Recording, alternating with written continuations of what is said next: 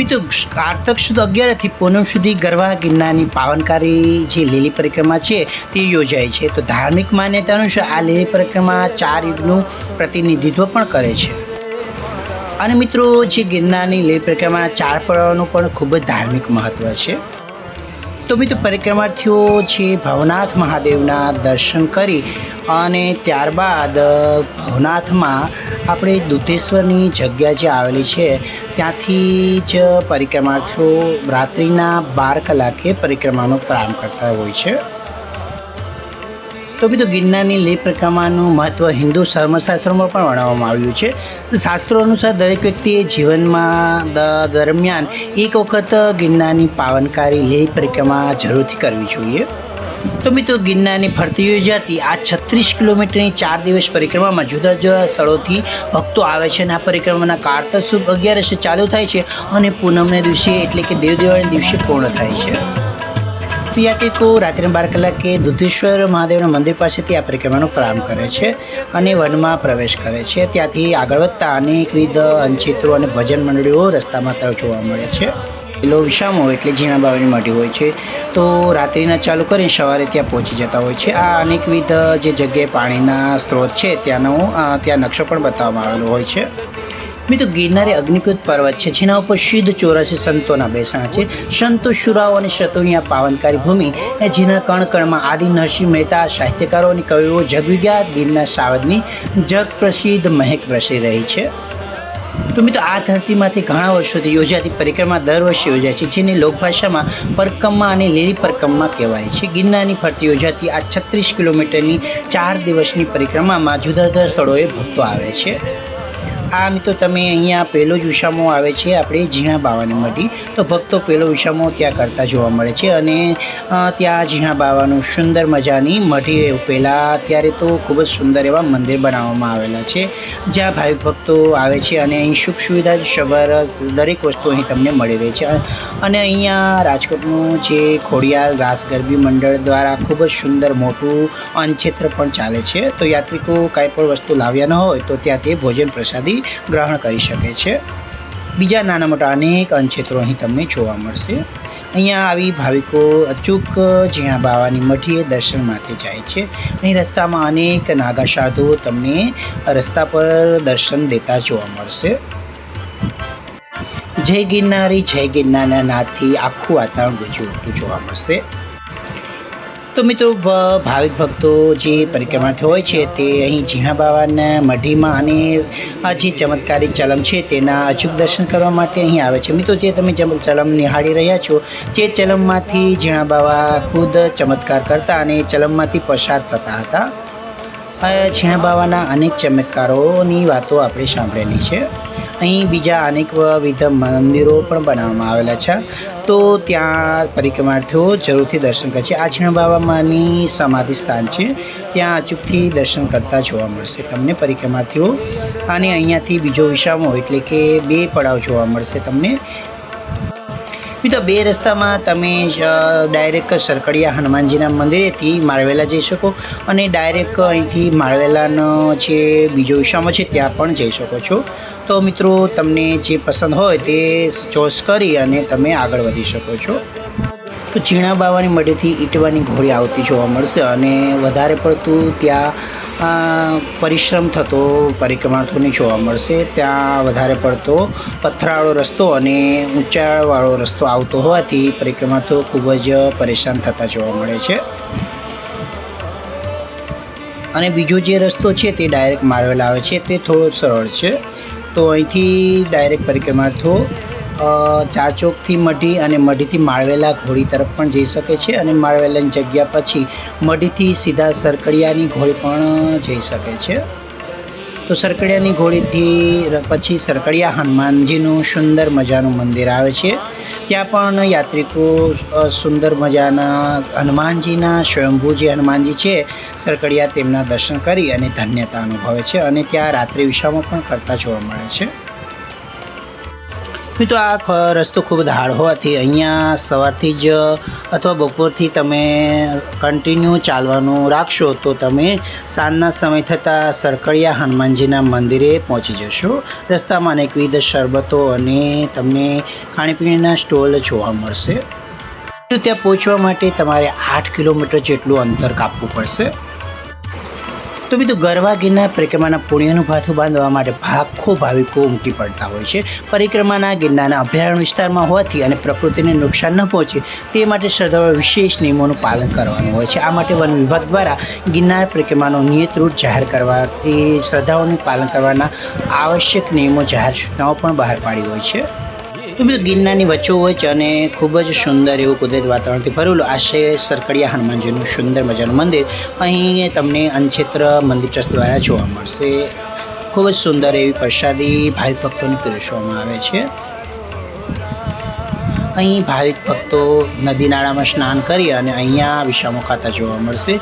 અહીંયા ભાવિકો રાત્રિ રોકાણ પણ કરતા જોવા મળે છે. મિત્રો પોતાના જે ભાઈ ભાંડુ અને મિત્ર સર્કલ સાથે આવેલા જે હાથે રસોઈ બનાવે અને ખાવાવાળા લોકો અહીં પશુહસ્તે રસોઈ બનાવે અને પ્રસાદી ગ્રહણ કરે છે. અહીં પરિક્રમા આવેલી મહિલાઓ આ મંદિરના જે પ્રસાદી માટે ભોજન પીરસવામાં આવે ત્યાં સેવા માટે પણ જતી જોવા મળે છે. આ મંદિર ટ્રસ્ટનું ખૂબ જ વિશાળ એવું તમને અહીંયા રસોડું જોવા મળશે જ્યાં અનેક સેવાર્થી સેવા કરવા માટે આવતા હોય છે. તો અહીં છે બિરાજમાન સરકડિયા હનુમાનજી સ્વયંભૂ છે. તો તેના દર્શન કરી અને જે ભાવિક ભક્તો ધન્યતા અનુભવે છે. અહીંયા તેઓ પોતાના ઉતારા કરે છે આ રીતે અને જંગલની વચ્ચે રાત્રિ રોકાણ પણ કરે છે અને ઠાક ઉતારી અને સવારમાં વહેલા તેઓ માળવેલા મુકામે જાય છે. આ છે આપણે સરકડિયા હનુમાનજીની બાજુમાં જ આવેલું સૂરજકુંડ જેનો ઇતિહાસ પાંડવોના સમયમાં પાંડવો સાથે સંકળાયેલો છે. અહીં બાજુમાં જ નદી છે જ્યાં ભાવિક ભક્તો સ્નાન કરી અને પોતાને ઠાક ઉતારતા જોવા મળે છે. અહીંયા ઉતારા કરે છે ને અહીંથી જે બીજો વિસામો ખાવા માટે તેઓ મારવેલા અથવા અહીંયા સરકડિયા પણ રોકાતા જોવા મળે છે. આ સબ ફેમિલી સાથે અહીંયા આવેલા લોકો જાતે જ રસોઈ બનાવે છે અને જાતે ફેમિલી સાથે જમતા જોવા મળે છે. અહીંથી આ જઈ રહ્યા છે મારવેલા મુકામે. આ છે પરિક્રમાનો ત્રીજો વિસામો અથવા બીજો વિસામો કહી શકો છો. અહીંનો રસ્તો થોડો પથરાળ હોવાથી મોટા મોટા પથ્થરોને પાર કરી અને જવાનું હોય છે અને ખૂબ જ સાંકડી જે શેરી હોય તેમાંથી નીકળવાનું હોય છે. જંગલની વચ્ચે વિવિધ પ્રકૃતિને નિહાળતા ભાવિક ભક્તો જય ગિરનારી જય ગિરનારી સાથે અહીં આપણે મારવેલા મુકામે તેઓ આવતા હોય છે અને અહીંયા આવેલા મહાકાળી માતાજીના સુંદર દર્શન કરતા જોવા મળશે. મિત્રો તો બધું મહાકાળીના દિવ્ય દર્શન કરી અને પછી યાત્રિકો અહીં વિસામો ખાતા જોવા મળે છે. વધારે પડતો સમય ચાલવાનો તેઓ સવારના વહેલી સવારે જ રાખતા જોવા મળે છે અથવા રાત્રિના સમય રાખતા જોવા મળે છે. અહીં અનેક અન્નક્ષેત્રો હોય છે જ્યાં યાત્રિકોને પરિક્રમાર્થીઓને સુંદર ભોજન પીરસવામાં આવતું હોય છે. મિત્રો પરિક્રમાના રૂટની વાત કરીએ તો ભવનાથથી જે પરિક્રમા દૂર છે ઝીણા બાવાની મઢી આવતા 12 કિલોમીટર જેટલું અંતર હોય છે અને બીજો ત્યાં પહેલો પડાવ તેઓ ઝીણા બાવાની મઢી કરે છે. બીજો પડાવ કાળખાના વડલાથી સરકડિયાની હથેળીની મારવેલાની જગ્યા 8 કિલોમીટર જેટલું અંતર ધરાવે છે અને બીજો ત્રીજો પડાવ મારવેલાથી બોરદેવીની જગ્યા જે 8 કિલોમીટર જેટલી છે અને બોરદેવીથી ભવનાથ તળેટીની પરિક્રમા 8 કિલોમીટર જેટલું અંતર કાપી પૂર્ણ થાય છે. તો મિત્રો ત્યાંથી ખૂબ જ માળવેલાથી જે ઘોડી છે ખૂબ જ હાડમાં ઘોડી હોય છે. તો પરિક્રમાર્થીઓ અહીં પગ માંડવો એ વિચારીને માંડવાનું હોય છે અને ખૂબ જ શાંતિથી આ ઘોડી પસાર કરવાની હોય છે. જેટલી ઘોડી તમે ઊંચી ચડો છો એટલી જ ઘોડી ફરીથી ઉતરવાની પણ હોય છે અને ખૂબ જ સાવચેતીથી અને એકબીજાને સહયોગ આપતા આ ઘોડી પસાર કરવાની હોય છે. મિત્રો વધારે પડતા પરિક્રમાર્થીઓને આ ઘોડી સૌથી હાર્ડ ઘોડી પડે છે. આ ઘોડી જે નાળ પાણીની ઘોડી તરીકે ફેમસ છે અને ઊંચામાં ઊંચું અહીંથી તમે જેટલું ચડો છો તેટલું જ ચઢાણ પાછું નીચે ઉતરવાનું છે. અહીંયા જે જંગલોની વચ્ચે કુદરતી સૌંદર્ય ખૂબ જ નિહાળી મંત્રમુગ્ધ થઈ જાય. મિત્રો ખૂબ જ સુંદર એવું વાતાવરણ તમને જોવા મળશે.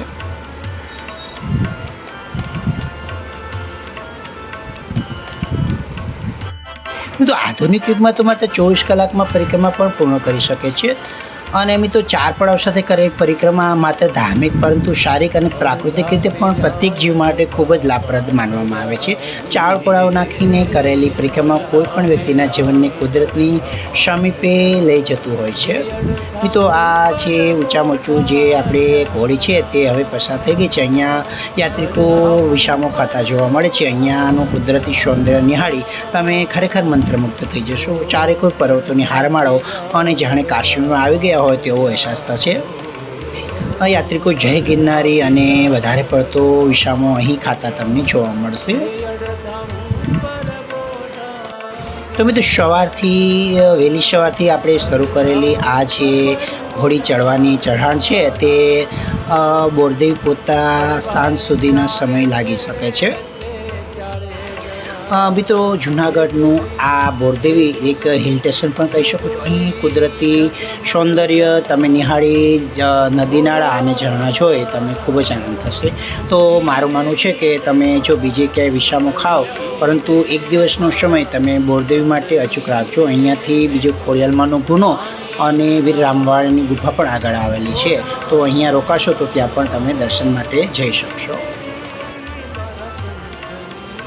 તો મિત્રો બોરદેવી તો ખૂબ જ મજા પડી જાય. પરિક્રમાર્થીઓ માટે આ એક સુંદર હિલ સ્ટેશન અને રહેવા માટેનું અને જમવા માટે અને સુખ સુવિધાથી સગવડ એવું અહીંયા તમને કોઈ પણ સુવિધા તમારે જોઈએ તે તમને બિલકુલ અહીંયા મળી જશે. અને મિત્રો મંદિર ટ્રસ્ટ દ્વારા 24 કલાક અહીં અંતયાત્રા ચલાવવામાં આવે છે. અને સુરતના કર્મનાથ મહાદેવ દ્વારા પણ અહીં મંદિરની બાજુમાં જ સુંદર મજાનું અંતયાત્ર છે. અને બીજા ખોડિયાર રાસમંડળ દ્વારા અને અનેકવિધ જે આશ્રમો છે તેના દ્વારા અહીં અંતયાત્ર ચલાવવામાં આવે છે. અને તમને ભાવતા ભોજન અહીં મળી જશે. તો પરિક્રમાર્થીઓને અહીંયા ખૂબ જ મજા આવતી હોય છે. જે કુદરતી સાનિધ્યમાં અહીં તેઓ ઉતારા કરે છે અને જે જંગલની વચ્ચે ગમે ત્યાં તેઓ હરીફરી શકે છે. અહીંયા તેમને ખૂબ જ રહેવાની મજા આવે છે. અહીં અનેક સુવિધાઓથી સભર એવું આ બોરદેવીનું ચોથો વિસામો અથવા ત્રીજો વિસામો કહી શકો છો. અહીં અનેક રાસ મંડળો અને કાનગોપી અને જે ભવાઈ નાટકો અને અનેકવિધ તમને જગ્યાએ જે પરિક્રમાર્થીઓના મનોરંજન માટે અહીં અનેકવિધ ગાયોના ફાળા માટે પણ અહીં નાટકો જોવા મળશે. મિત્રો અહીં તમને રહેવાની ખૂબ જ મજા આવશે. તો મિત્રો જે પરિક્રમાર્થીઓ માતાજીના દર્શન કરી અને તરત રિટર્ન થવા માગે તો તેઓ અહીંયા 2 રસ્તા બતાવેલા હોય છે.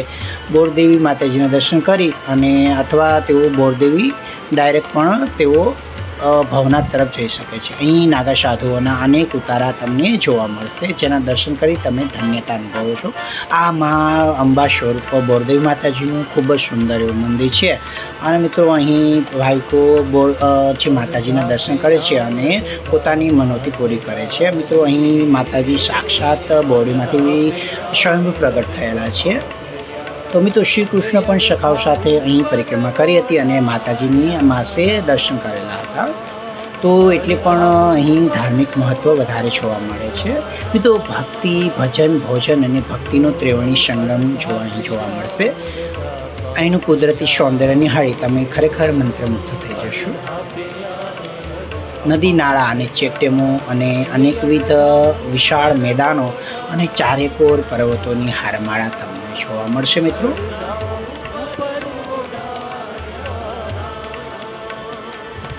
સુંદર મજાના આ બોરદેવી મુકામે યાત્રિકો અચૂક ફોટોગ્રાફી અને સુંદર મજાના રીલ્સો બનાવતા જોવા મળશે તમને. અહીંયા કરિયાણાથી લઈ અનેકવિધ સોડા શરબત અને જે ફાસ્ટફૂડથી લઈ અને તમને જો સુવા માટે ગાડલા જોઈએ તો તે પણ અહીં મળી રહેશે. મિનરલ વોટરથી લઈને તમને અહીંના મંદિર ટ્રસ્ટ દ્વારા બોર દ્વારા પાણી પણ પૂરું પાડવામાં આવે છે. બીજું અનેકવિધ જગ્યાએથી આવેલા અનેકવિધ ભાષાઓ સાથે હળીમળી અને સાથે ઉતારામાં રહેવાની ખૂબ જ મજા આવે છે. અહીં વહેતા ઝરણાઓમાં સ્નાન કરવાનું અને એક અલૌકિક જાણે કુદરતી સૌંદર્યની વચ્ચે આપણે આ 4 દિવસ ક્યાં પસાર થઈ જાય તેની ખબર પણ રહેતી નથી. અહીંથી મિત્રો વધારે પડતા યાત્રિકો માતાજીના જે ખોડિયારમાંનો કોનો છે ત્યાં દર્શન માટે જતા હોય છે. અને આ જે 4 દિવસ દરમિયાન જ અહીં તમે જઈ શકો છો. આમ દિવસોમાં તમે વર્ષ દરમિયાન આ 4 દિવસમાં જ જંગલમાં ગમે ત્યાં હરીફરી શકો છો. તો મિત્રો આ સુંદર એવું વાતાવરણ છે અને અહીંયા આપણે જઈ રહ્યા છીએ વીર રામવાડાની આ ગુફા છે. અને ત્યાં યાત્રિકો વીર રામવાડાને જ્યારે અંગ્રેજો શોધવા આવેલા અને આ ગુફામાં તેઓએ આગ લગાવેલી, પરંતુ રામવાડા તેમને હાથ આવેલા નહીં. તો તે આ એ જ ગુફા છે જ્યાં વીર રામવાડાને ગુફા તરીકે પ્રખ્યાત છે અહીં. તો યાત્રિકો આ પરિક્રમા દરમિયાન અહીં દર્શન માટે જરૂરથી આવે છે. અને મિત્રો તેની સામે જે આવેલા છે મા ખોડિયાલનો ભૂનો કેરી કે પ્રખ્યાત એવું આ મંદિર છે. ત્યાં પણ યાત્રિકો અચૂક શ્રીફળ વધારે છે, લાપસી કરે છે અને માતાજીના જે સાક્ષાત સ્વરૂપના દર્શન કરે છે. અને મિત્રો આ જે મંદિર છે તેના દર્શન કરી અને તેની ઉપર પણ અનેક અન્નક્ષેત્ર છે જ્યાં તમે પ્રસાદી લઈ શકો છો. અને અહીંયા તમે જે પથ્થરો અને જે નદી નાળા નિહાળી તમને અચૂક કાશ્મીરની યાદ આવી જશે. ચારે બાજુ પર્વતોની હારમાળાઓ, વચ્ચે મોટા મોટા સફેદ પથ્થરો અને ઝરણાઓ વહેતા જોઈ તમે ખરેખર આનંદિત થઈ જશો. તો પરિક્રમાર્થીઓનો ઠાક અહીં આવી અને સ્નાન કરી પરવાળી અહીં ઉતરી જતો હોય છે. અહીં અનેક વાનરો તમને જોવા મળશે. તો અહીં એક મોમાઈમાનો હડલો પણ આવે છે રસ્તામાં, જ્યાં પરિક્રમાર્થીઓ અચૂક દર્શન માટે જાય છે. અને મિત્રો જે રસોઈ જાતે બનાવવાના હોય તો ઉતારો કરી આ રીતના ફ્રેન્ડ સર્કલ સાથે મળી આ રીતના ભોજન બનાવી પ્રસાદ ગ્રહણ કરતા જોવા મળશે. મિત્રો સાથે બેસી અને સહકુટુંબ અને મિત્ર મંડળ સાથે એક જમવાની મજા જ અલગ હોય છે. અને રાત્રિ દરમિયાન આ રીતનો તમે આખી રાત તેઓ જે હોય ભઠ્ઠો તે ચાલુ રાખતા હોય છે. અને સવારમાં વહેલી સવારે તેઓ બોરદેવથી ભવનાથ મુકામે જવા માટે રવાના થતા હોય છે.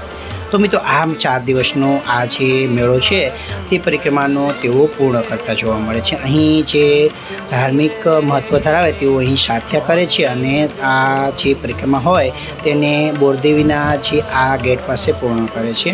અને અહીંથી તેઓ અચૂક જે દામોદરજીમાં સ્નાન કરી અને ત્યારબાદ આ પરિક્રમાને પૂર્ણ કરે છે. તો મિત્રો આ પરિક્રમા તમને કેવી લાગી તે જરૂરથી કહીશો. અને મિત્રો તમને જો મારો વિડીયો આ પસંદ આવે તો મારી ચેનલને મિત્રો લાઈક, શેર અને સબસ્ક્રાઈબ કરશો મિત્રો. ધન્યવાદ. જય ગિરનારી, જય માતાજી.